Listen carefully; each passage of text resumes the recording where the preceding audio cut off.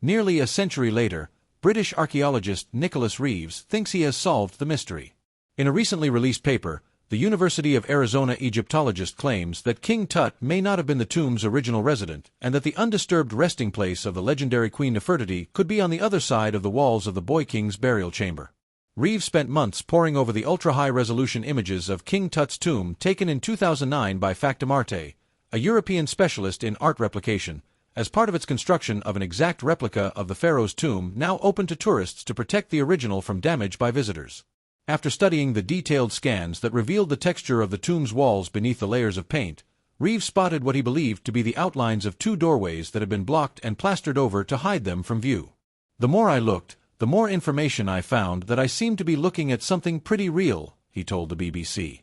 Reeves believes a hidden storeroom lurks behind the western wall of King Tut's tomb, also known as KV62, and that the undisturbed burial of the tomb's original owner, Nefertiti, lies behind the north wall, which is covered in religious frescoes.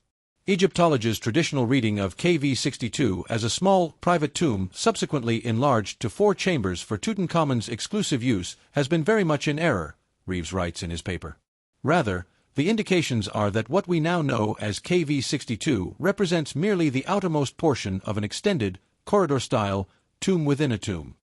If the body of Nefertiti, who died around 1340 BC, rests behind the plaster walls of King Tut's tomb, it would solve one of Egyptology's greatest mysteries. Her mummy has proven the most elusive to archaeologists and the most notable absence from the royals of Egypt's 18th dynasty. Renowned for her beauty, the queen was more than just a pretty face. The wife of Pharaoh Akhenaten, Tutankhamun's father, was one of ancient Egypt's most powerful women. Nefertiti was likely King Tut's stepmother, although some Egyptologists believe she was the Boy King's biological mother. During her husband's reign from 1353 to 1336 BC, Nefertiti played an important political and religious role as co-regent during the height of ancient Egypt.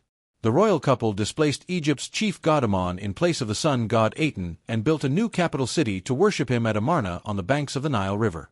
Nefertiti disappeared from the historical record with 5 years remaining in Akhenaten's reign. Some Egyptologists believe she died. Others theorize that she outlived her husband and ruled alongside Tutankhamun, or perhaps served as pharaoh herself before King Tut assumed the throne.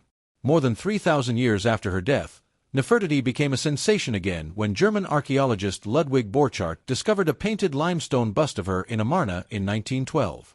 The sculpture of the Egyptian beauty wearing a distinctive flat-topped blue crown attracted worldwide attention and is now on display in a Berlin museum. "I will never relinquish the head of the queen," German dictator Adolf Hitler said of the artifact, which was hidden in a salt mine during World War II before it was recovered by the Allies' Monuments Men in 1945. Howard Carter's discovery of King Tutankhamun's nearly intact tomb in the Valley of Kings outside Luxor not only stunned the world, it puzzled archaeologists who noted that the burial chamber wasn't exactly fit for a king. The tomb was smaller than that of other Egyptian pharaohs and oriented to the right of the entrance, a layout typical of Egyptian queens, not kings. In addition, the burial chamber appeared to have been built and decorated in stages, and most of the nearly 2,000 artifacts found inside seem to have been hastily placed and intended for earlier royals. Egyptologists caution that they can't know for sure if anything exists beyond the walls of King Tut's tomb. The next step for researchers is to use seismic X-ray technology and ground-penetrating radar to determine if there are any gaps in the bedrock that would indicate the presence of additional rooms. Any excavation would take years of planning so that it could be done without damaging King Tut's tomb. "If I'm wrong, I'm wrong," Reeves told the BBC. "But if I'm right, the prospects are frankly staggering. The world will have become a much more interesting place, at least for Egyptologists." A British archaeologist believes ancient Egypt's Queen Nefertiti may be buried behind a secret door inside of King Tut's tomb.